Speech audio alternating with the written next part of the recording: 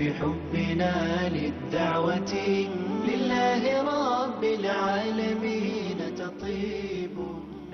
Bismillahirrahmanirrahim. Assalamualaikum warahmatullahi wabarakatuh. Alhamdulillahi rabbil alamin wal aqibatu lil muttaqin wala udwana illa 'alal zalimin. Asyhadu an la ilaha illallah wahdahu la syarika lah, ilahul awwalin wal akhirin, wa asyhadu anna Muhammadan 'abduhu wa rasuluhu al-mab'utsu rahmatan lil alamin. Allahumma shalli wa sallim ala sayyidina Muhammad wa ala alihi wa ashabihi wa man tabi'ahum bi ihsanin ila yaumiddin. Amma ba'd. Para pemirsa, para jamaah kaum muslimin dan kaum muslimat yang dirahmati oleh Allah Subhanahu wa taala.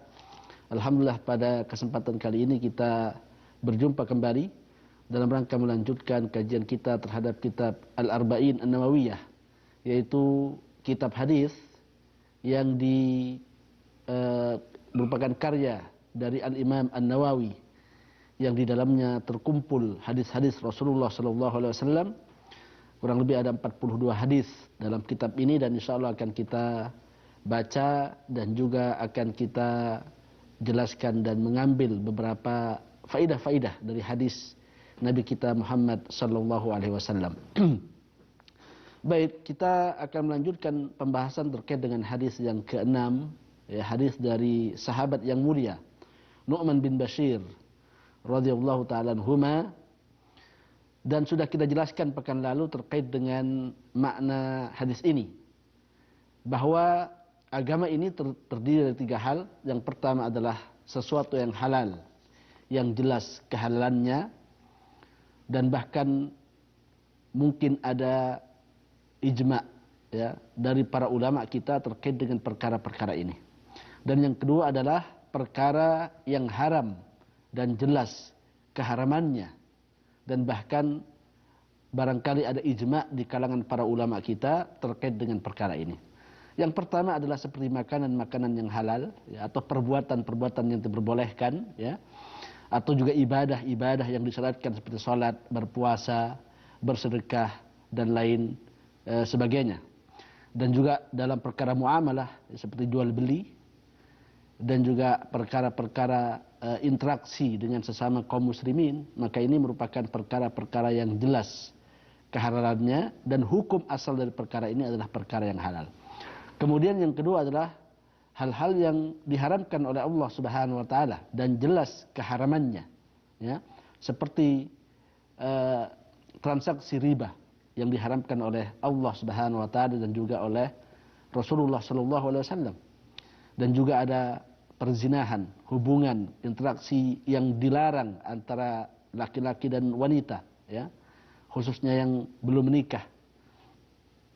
Kemudian juga ada kesyirikan yang merupakan bagian dari amalan ataupun dari akidah, keyakinan, yang juga diharamkan oleh syariat ini dan jelas keharamannya. Maka ini semua adalah perkara-perkara yang jelas.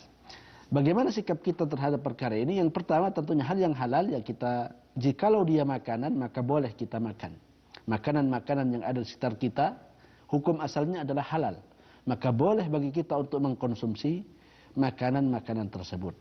Jikalau terkait dengan amalan-amalan, maka hendaknya amalan itu dilakukan, dikerjakan, ya, sesuai dengan hukum-hukum yang dijelaskan oleh Allah dan Rasulnya, dan tentunya dengan panduan dari para ulama-ulama kita, ya, mengerjakan ibadah seperti sholat, puasa, dan lain sebagainya. Jikalau dia merupakan keyakinan dan akidah, wajib kita yakini, ya. Tauhid, mentauhidkan Allah Subhanahu wa taala, ini perkara yang sangat disyariatkan, bahkan merupakan intisari dari, bahkan tujuan dari diciptakannya manusia di muka bumi ini. Kemudian terkait perkara yang diharamkan, maka jikalau dia makanan, minuman, maka wajib untuk kita jauhi. Jangan kita mengkonsumsi makanan-makanan tersebut. Ya, ada daging babi misalnya, ini merupakan perkara yang diharamkan dan ijma' para ulama kita terkait dengan hal itu. Demikian juga dengan minuman keras. Ada ijma' dan kesepakatan para ulama kita terkait dengan masalah-masalah seperti itu, ya. Jikalau yang haram itu terkait dengan amalan ibadah, ya, maka kita jauhi. Maka jangan melakukan amalan ibadah yang tidak ada tuntunannya dari Rasulullah Shallallahu Alaihi Wasallam. Ya, hukum asal dari ibadah adalah haram sampai datang dalil yang mensyariatkan dari ibadah tersebut. Jikalau terkait dengan keyakinan misalnya seperti kesyirikan, keyakinan kita terhadap hal-hal yang terkait dengan pencipta selain Allah Subhanahu wa taala, atau ada yang memberikan manfaat dan mudarat selain Allah Subhanahu wa taala, maka keyakinan-keyakinan seperti ini harus dijauhkan dari diri kita. Maka jelas, yang halal jelas, yang haram jelas, dan bagaimana kita mensikapi dua perkara ini. Ada perkara yang ketiga, yaitu musyabbahat atau mustabihat, yang disebut dengan sesuatu yang samar. Ya. Disebut sebagai sesuatu yang samar karena ada sisi kehalalannya dan ada sisi keharamannya. Sehingga kemudian terjadi perbedaan pendapat di kalangan para ulama kita. Oleh karena itu penafsiran dari mustabihat, ya, atau musyabbahat, perkara-perkara yang samar ini, sebagian para ulama kita mengatakan bahwa perkara-perkara yang diperselisihkan oleh para ulama kita terkait dengan kehalalannya dan keharamannya. Ini kata sebagian para ulama kita. Kenapa diperselisihkan? Karena ada sisi kehalalan dan ada sisi keharaman. Nah, perkara ini ada 3 jenis kalau diklasifikasikan sebagaimana disebutkan oleh para ulama kita. Yang pertama, perkara yang samar tetapi condong kepada yang halal. Artinya sisi kehalalannya lebih besar, 70% misalnya, ya. Maka jikalau begitu, maka hukumnya lebih dekat dengan yang halal. Ya, hukumnya lebih dekat dengan yang halal. Dan bagaimana kita mensikapinya? Ya, sama seperti perkara yang halal yang kita jelaskan di atas. Ada perkara-perkara yang samar, yang tingkat keharamannya lebih besar. Ya, tingkat keharamannya lebih besar. 70% misalnya, 80%, lebih dekat dengan yang haram. Maka dihukumi dengan sesuatu yang haram. Kemudian yang ketiga, dan ini yang muskil, yang menjadi problem, yaitu perkara yang syubhat, ya, 50-50, ya, 50%, 50%, 50% cenderung kepada 50% sisi kehalalannya dan 50% sisi keharamannya. Maka jikalau terkait dengan hal ini, maka kita kembali kepada sabda Rasulullah SAW, ya, yaitu beliau mengatakan bahwa faman ittaqa syubhati faqad istabra'a li dinihi wa irdihi, bahwa barang siapa yang menjauhi perkara-perkara yang syubhat, maka dia telah menjaga agamanya dan menjaga kehormatannya, kata Rasulullah SAW. Jadi perkara-perkara yang syubhat seperti ini perlu kita berhati-hati di dalamnya. Ya, yang nomor 3, kategori nomor 3. Dan sebagian para ulama kita menjelaskan bahwa jikalau yang mendapatkan perkara ini seorang ulama, maka wajib bagi dia untuk beristihad, ya, yaitu melakukan kajian-kajian terkait dengan perkara-perkara seperti ini. Dan banyak perkara kontemporer yang masuk dalam kategori-kategori seperti ini, dan kemudian setelah beristihad para ulama kita kemudian jelas hukum-hukum terkait dengan perkara-perkara itu. Ya, perkara kontemporer seperti perkara pemilu misalnya, atau perkara-perkara berkaitan dengan bayi tabung misalnya. Ini perkara-perkara yang kontemporer, sehingga kemudian butuh untuk beristihad ulama yang punya kapasitas terkait dengan hal itu, dan kemudian mendatangkan kesimpulan hukum bagi perkara-perkara yang seperti ini, ya. Maka seperti itu. Jadi kalau dia seorang ulama, dia harus tawakuf dulu. Tawakuf artinya abstain, tidak mengeluarkan pendapat dan hukum sampai dia beristihad. Ketika sudah sampai beristihad, sampai pada satu kesimpulan, maka kemudian dia, ya, menjelaskan terkait dengan pendapatnya, ataupun bisa jadi istihadnya secara kolektif dengan pakar-pakar dan ulama-ulama yang lain, sebagaimana yang pada saat ini, ya, banyak di negara-negara ada majelis ulama, ya, di negara-negara kaum muslimin, di Indonesia ada, di Saudi ada, dan juga negara-negara yang lainnya. Seperti ini. Kemudian jikalau yang mendapatkan perkara yang syubhat ini adalah seorang muslim yang awam, maka hukum asalnya adalah tidak melakukan perkara tersebut sampai jelas baginya hukumnya.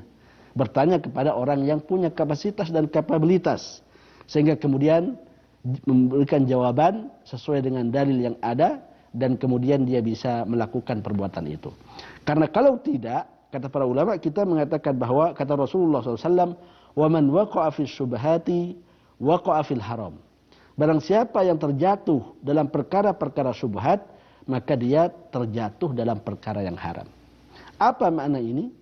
Kata para ulama kita, di antaranya ada Syekh Saleh ya, Al-Syekh, beliau mengatakan bahwasannya dia terjatuh dalam keharaman karena salah satu dari sisi syubhat itu adalah sesuatu yang hukumnya haram.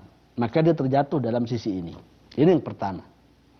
Yang kedua, makna yang kedua kata beliau bahwa dia terjatuh ke dalam perkara yang haram karena kewajiban seseorang terkait dengan perkara yang syubhat adalah dia berhenti dulu.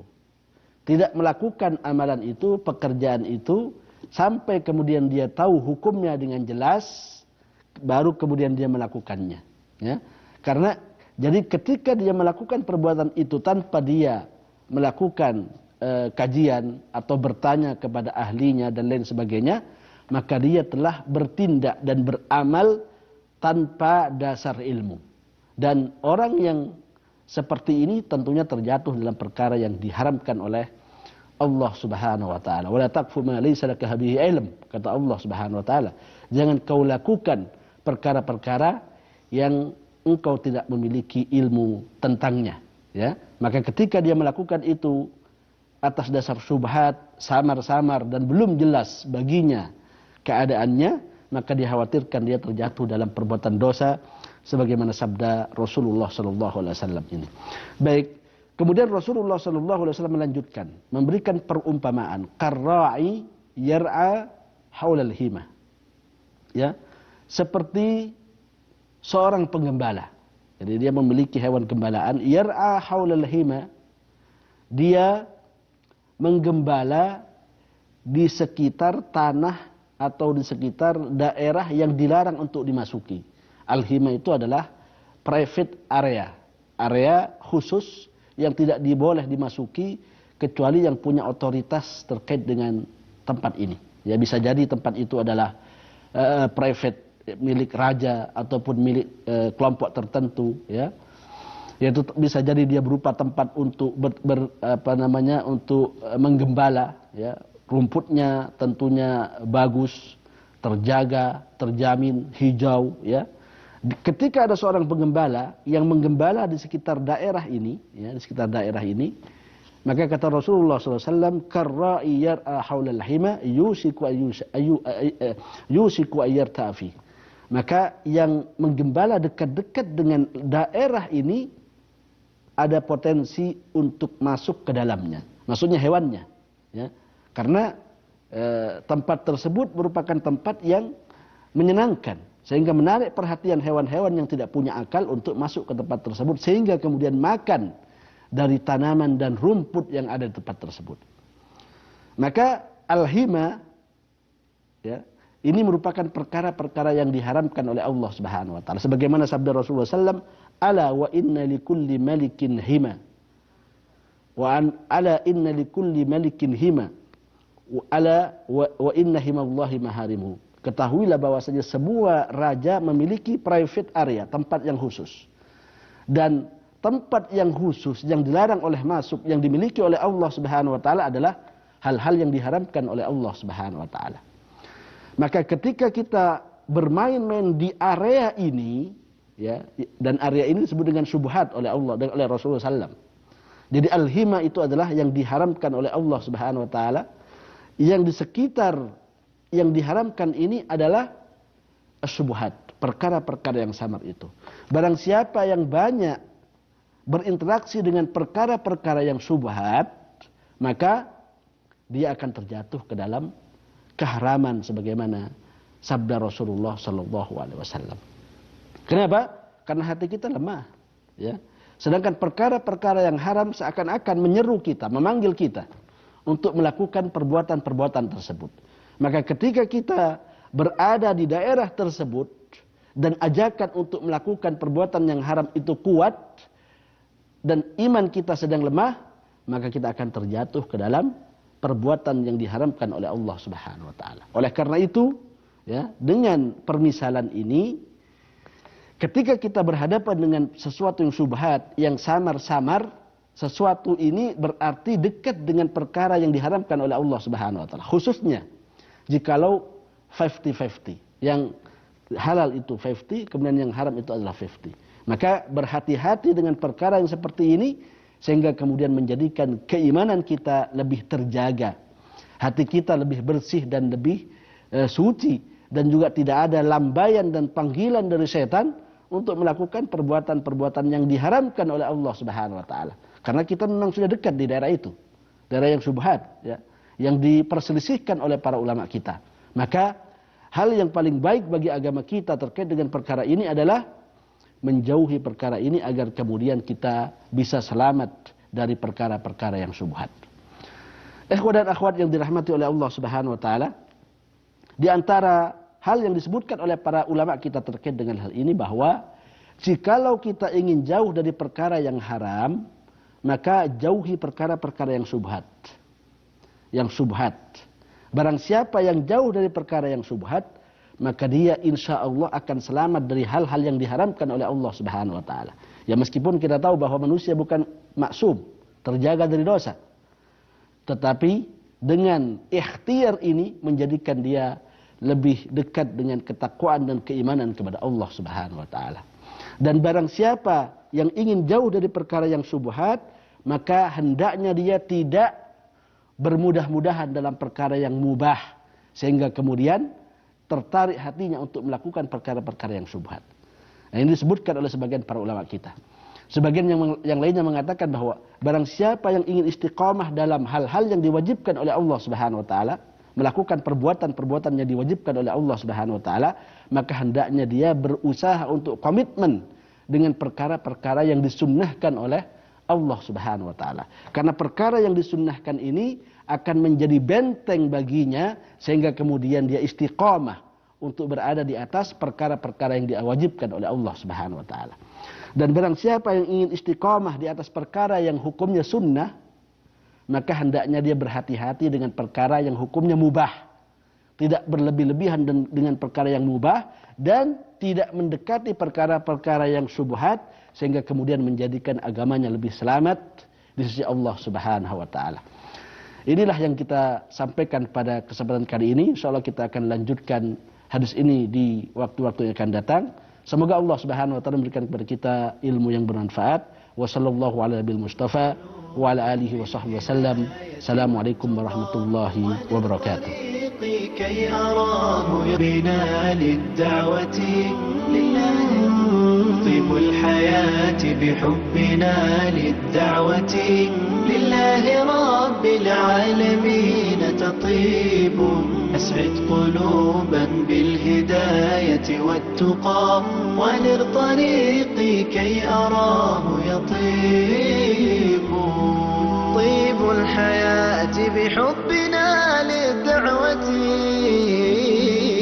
لله رب العالمين تطيب أسعد قلوبا بالهداية والتقى